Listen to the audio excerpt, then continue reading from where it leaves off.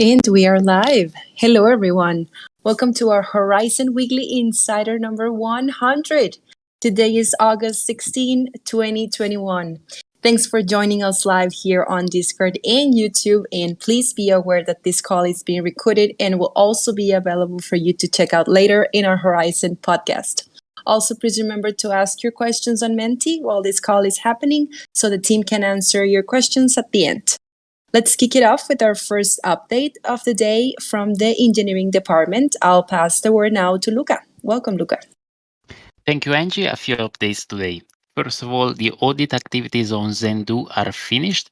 We received the confirmation from the third-party auditing company that our fixes for all their findings are good. Everything was reviewed by them, and we have already received the final report that is going to be published soon. So we are currently reviewing it, and all looks fine so far. On another note, the audit activities on the proving system are also about to finish. We have fixed all the last issues that our third-party company highlighted, and we are just awaiting their feedback and the final report. Should be a matter of a few days, so we are very near the completion also on this. Apart from the audits, we are also continuing other kind of activities. For example, we are supporting the testing of the upcoming release on testnet. A couple of small issues were identified last week, so we did the testing to reproduce the problems. One of them was not an issue, but the other one it was, and we have already fixed it. Another thing on which we are currently working on is a document with text specifications for our partners who will need to upgrade their existing integrations with us when, let's say, we'll go live with Zendu. Obviously, they need to upgrade before, so what we are doing is a document that details the diff between Zendi and Zendu, so they can proceed with the update of their existing integrations. And here we're speaking about exchanges, wallets, any kind of, let's say, any kind of partner. Moreover, we were able to perform code reviews of a full pull request that included additional little changes. We reviewed in particular 3 PRs on the SDK side and 1 PR on the Zendu side. These are also related to the testing of what's going to be released on the parallel testnet we are preparing. Always related to the SDK, we started working on a few development tasks, which are about the signatures collection and propagation together with the certificate submission logic. Meanwhile, we are also continuing other design sessions that are related to the next release of the SDK.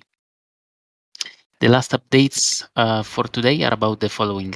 On the ZK audit chain, we have been performing a few final code reviews of the cryptographic parts, namely the circuit and the gadgets.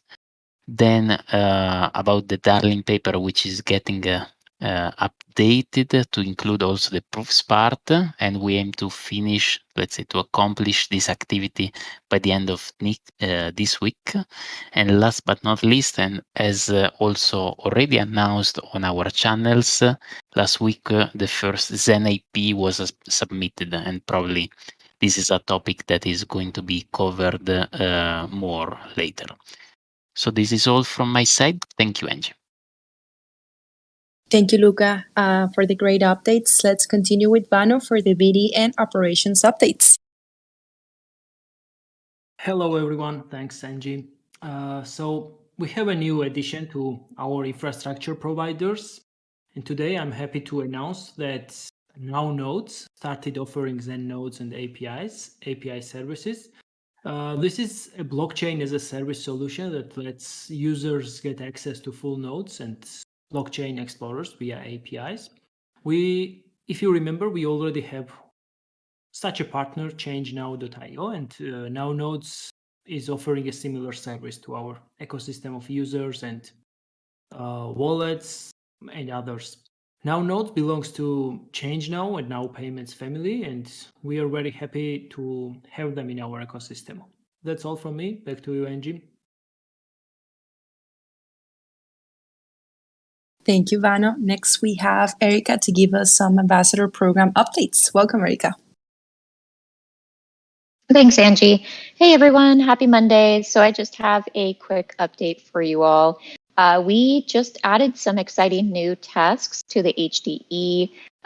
So if you're an ambassador who focuses on creating content, be sure to check them out. They're primarily content focused. And if you have any more suggestions, feel free to send them over to Menon or myself. We're happy to take a look at adding them. Thanks, everyone.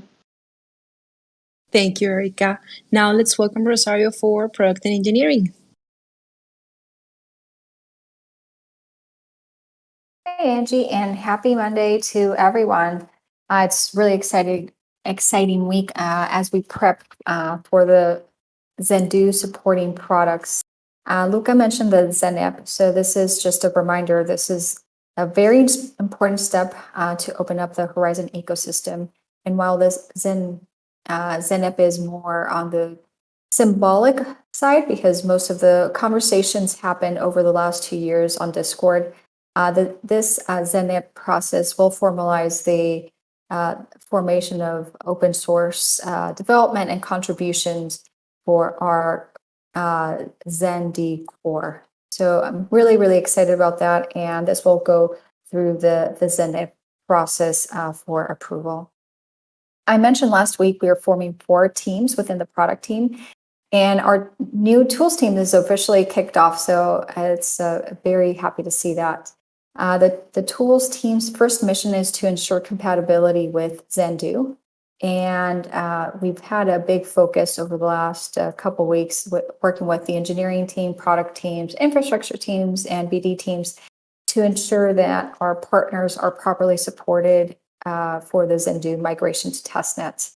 And you've heard Luca mention that. So it's been a very big effort, and we will continue that. So as part of the tools team, I'd like to introduce two team members. Lois, a front-end developer, joined us the first few weeks ago. And hey, Lois, I see you on. Would you like to introduce yourself to the team and community? Sure. Hi, Rosario. Yeah, everyone. My name is Louis Capone. I'm about 2 weeks in here at Horizen, coming in as a senior front-end engineer. I have about 7 years in the industry. My experience is focused mostly on JavaScript and front-end technology and everything surrounding that space. I also have a master's degree in mathematics. So I personally, I'm excited about that intersection of using those skills to come together and work on the initiatives here at Horizen. And also just a shout out to all my colleagues that I've been able to meet so far. I'm really just looking forward to working with such high caliber individuals and doing some great things together. So thanks. Thank you for that, Lois. Just really, really excited to have you on board, and can't wait for us to continue working together. Next new team member is Yuriko. Yuriko, would you like to introduce yourself? Sure. Thank you, Rosario. Hi, everyone. My name is Yuriko, and I am a full stack engineer at Horizen Labs. And I will be working on the product side on the tools team. I have over 5 years of experience developing both customer-facing and internal applications. Majority of my career has been working on the front end, so I have a lot of experience in JavaScript, but I've done back-end work as well, and I'm happy to contribute and help out wherever I can. I enjoy working cross-functionally, so working closely with product as well as any other business stakeholders. In college, I studied engineering, and I also really liked math growing up, so I'm excited to be working in the blockchain space and learning more about this exciting new technology. And I'm looking forward to getting to know both the Horizen team as well as the Horizen community. Thank you. Thank you, Rico. And it's amazing that you both have strong math backgrounds, so you will need it, and I'm sure you'll enjoy all the ZKP elements and the blockchain work that we do here. Great. So just to wrap that up, you've heard some updates on ZK audit Celsius from Luca, so I won't delve into that too much, but we are moving along very well with this project, and this, as a reminder, will be our first sidechain that goes live along with supporting our Celsius partners. That's it for now, and thank you, Angie. Thank you, Rosario. Next, we have Rob with the leadership updates and the Q&A session. Welcome, Rob. Hello, everyone. Really welcome to Louis and Eurico. We could not be more pumped to have you two here. And it's just really exciting to see how the team is growing and just bringing on such high quality talent.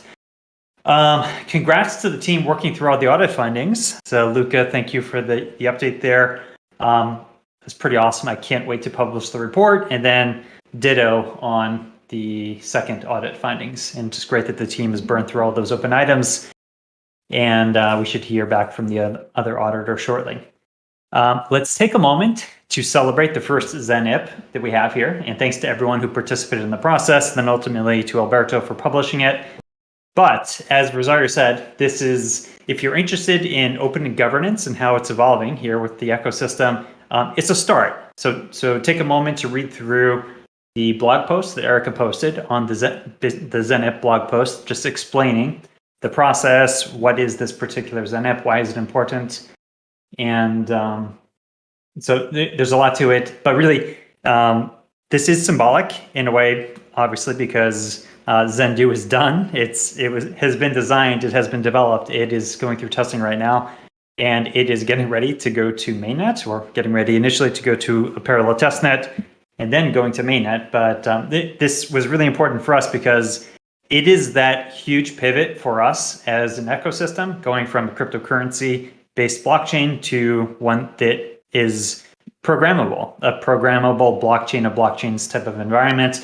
This is huge, and it's our big pivot. So it was really important that as we're kicking off a ZenIP process, we want to make sure that the most important thing that we've been doing thus far is the first thing that kicks it off. More importantly, this is the process that we're going to be following for all subsequent protocol upgrades. So if you're interested, again, in this ecosystem and its governance, just think of this as a start, check out the blog post, and then check out the ZenIP. So it's exciting times there. Thanks again to everyone for putting that together. Take note of what Rosario said. Rosario said, we finally have a tools team set up. This is such a powerful statement, and I think it's easy to underappreciate the importance of it. So the tools team is going to be at the heart of this ecosystem. It's something that we have lacked for years. I mean, we haven't had a tools team thus far, right? We've had different efforts and different ways of building tools, right? Building an SDK, building protocol, but really the tools team is critical. So the tools team is going to be at the heart of opening up the ecosystem to developers. So it's imperative that we accelerate this process. We've really hired and brought on now this fantastic team that I expect really good things to come from in short order. And Zane's done a fantastic job to resourcing basically a strategy from the tool team, decomposing overarching strategy into a tool strategy and pairing up resources to be able to knock these things out. I'm really pumped. And guys, pay attention to it over the coming months. Okay, so as we open up the ecosystem with Zendoo, with PGD, pretty good decentralization, right? The restricted certifier set version of the SDK so that people can actually go into production with the SDK once Zendoo hits mainnet. As we get Lattice out there, following shortly thereafter, we need to think through a strategic focus of what we're going to do immediately upon opening up the ecosystem. So what is the most important thing that we should be kind of targeting our limited resources into as we open it? So what does an open ecosystem mean? And guys, I keep coming back to the same answer. It is DeFi, DeFi, DeFi, DeFi. And I'm not saying this because I'm caught up in last year's mania. Yes, it was a spectacular mania and tremendous amount of effort and hype and FOMO going into DeFi. But it comes down to the very basic thing of, if you want to build an ecosystem from the ground up, you need to drive capital and liquidity into that ecosystem. And the way that we do this, at least the way that we've seen it in other ecosystems is through DeFi.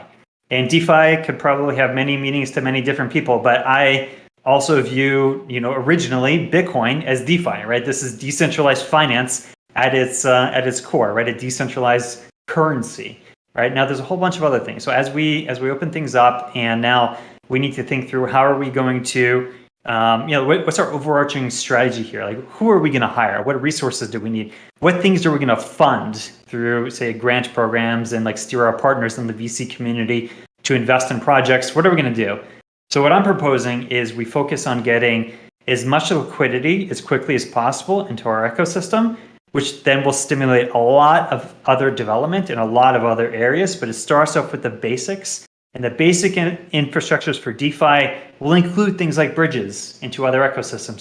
So liquidity can flow from other existing highly liquid ecosystems into Horizen. Doing things like decentralized exchanges, automated market makers, just ways for people to swap assets in a decentralized way is critical to really kick off an ecosystem. Stablecoins. I've been mentioning stablecoins, probably too often over the last couple of years, but stablecoins. We need stablecoins. We need a variety of different types of stablecoins. Everything from simple peg stablecoins, maybe like a USDC type of thing, all the way to completely algorithmic, decentralized stablecoins. And we have partners that have been lining up across the board to be able to do these types of things on Horizen, but we need them because stablecoins operate for payments. Stablecoins operate in a way that will make entrepreneurs, vendors, businesses more comfortable coming in and actually using our digital assets for payments. And they're also very important trading pairs on decentralized exchanges with AMMs, right? So there's kind of a core of DeFi infrastructure that we know that we need to do here. And then we need to have an answer. What do people do when liquidity flows in, right? So we need things like peer-to-peer lending markets, completely decentralized ways for people to kind of swap liquidity or swap different types of assets with each other, do things like lending, yield farming, all the other fun things that you see in the DeFi ecosystem. There's a purpose to it. This is not all about hype. This is actually creating just the infrastructure, the plumbing for a totally decentralized economy. That's ultimately what we're doing here as an ecosystem, and we need to channel resources into it. So what does this mean for our roadmap, right? I've been talking about roadmap development, and our roadmap development, a little teaser for you, doesn't really include a lot of these things, right? Our roadmap that we've been developing does not include building explicitly DeFi protocols or apps, at least in its current form.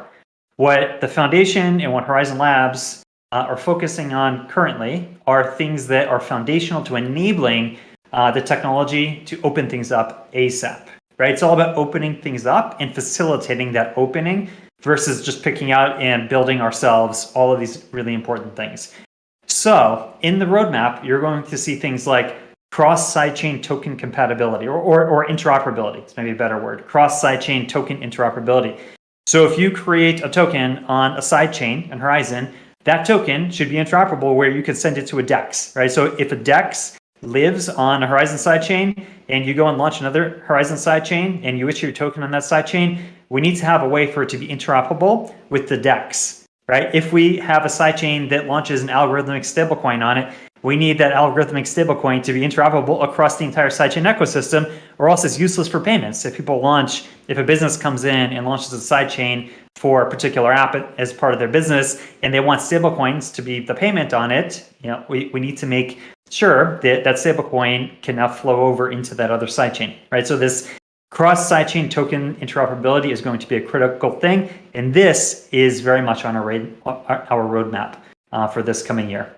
PGD opens up new doors for things that we can't code directly into snark circuits, right? Snark circuits are powerful for security. If we can create a circuit, and this is what Lattice is based on, is using snarks for security, from sidechains and leveraging the power of the main chain for security. But also, we can't program everything in there. Not everything that you want to do is deterministic and something that you can code ex ante into a snark circuit. So PGD changes the game a little bit. PGD opens up the door for doing things like, as just an example, maybe an EVM, an Ethereum virtual machine compatible smart contracting platform. Again, critical for in a very short period of time, driving as much liquidity into our ecosystem as possible, because currently most of the world's DeFi apps are on EVM compatible smart contracting platforms. All right, so doing something like that is a key enabling thing. And this is something that PGD enables. And then also on our roadmap is investigating EVM compatible smart contracting platforms. We have a whole suite of tools that enable DeFi applications on Horizen that we want to build. And again, why our tools team is so important, doing things like libraries, documentation, modules for things like Oracle feeds into our ecosystem, right? If you want to build a DeFi app, it's really important to know what the price of different assets are that are trading on your DEX, right? So the ability to have an unbiased source of information coming into a blockchain is a critical thing that we need to enable, right? So this is on our roadmap. We also have key partners that we're bringing in with DeFi expertise. Like I mentioned, the algorithmic stablecoin partner that we have coming in here to bring that expertise in. Currently, they do it on Ethereum. How do we map that into the current stack that we're bringing to market? This will shape, so just choosing this direction, just saying, look, we need to get as much liquidity as quickly as possible into our ecosystem. Hence, DeFi shapes everything that we do. It will shape how and who we hire, the types of expertise that we want and need to come in. It will shape our grant program and couple this, again, like I said, with our VC partner consortium that we're building for what types of projects, what types of developers and entrepreneurs are we going to subsidize or finance, capitalize to come in here and build in our ecosystem. So anyway, guys, I wanted to share that. And I know it's a lot, but sometimes, to bring a big idea into fruition, to make it possible, you just have to choose a direction sometimes. And we can argue which direction is, optimal or whatnot, but sometimes you just have to choose a direction. And I think this is a direction that just makes so much sense. And we've seen it be powerful and successful for others. We know we need all of these things. It's about time that we have the team and the resources, which we do now, to be able to start building them and then facilitating other people to build them. I'll stop here. We can open it up to Q&A. Thank you, Rob, for sharing with us the Horizen vision and as well the updates. And thank you, everyone, for contributing with your questions. So the first one is, can you please give us a timeline of Zendu release regarding the parallel testnet, and mainnet releases? Yes. So the big answer is we're looking to do this immediately following the next deprecation, which I believe is last I heard, like an actual date was October 27th for deprecation. It is based on, a block find amount, which is a little bit stochastic, right? So roughly around there, end of October, maybe the first week in November. That's the range that we're scheduling for the ultimate release. Now we need to set up this and launch this parallel testnet so that we can run all the software in an environment where the community and anyone else and our partners can come in and try to beat it up as much as possible and test everything. So this is something that is forthcoming imminently. I don't have a specific date. I don't know if we have Chronic on here now. I don't believe so. Or Luigi, if anyone has that answer, or Luca, please feel free to chime in. But it should be fairly imminent, though, like within a week or two. Luca, please, do you want to? Yeah, we are about to launch the Sidechain Parallel Testnet 2 in 2 weeks. And later we will have the testing going on it, and what comes after that is the testing on the real testnet, and later obviously the mainnet launch, which is scheduled for end of October. Perfect. Thank you, Luca. Thank you. The second question is, when will the Sidechain SDK be released with template sidechains? So that's a good one. Luca, do you want to come back on timelines there? So the question is about the Sidechain SDK to be released with template sidechains. So start with the SDK. So when are we going to actually publish the SDK? I imagine probably it's going. Well, we obviously need it for when testnet goes. Yeah, that will coincide with Zendu. So Zendu will include a version of the SDK that includes the what you just described as PGD, which is also planned for mainnet in October, but we will go through a testing period in August through September. Perfect.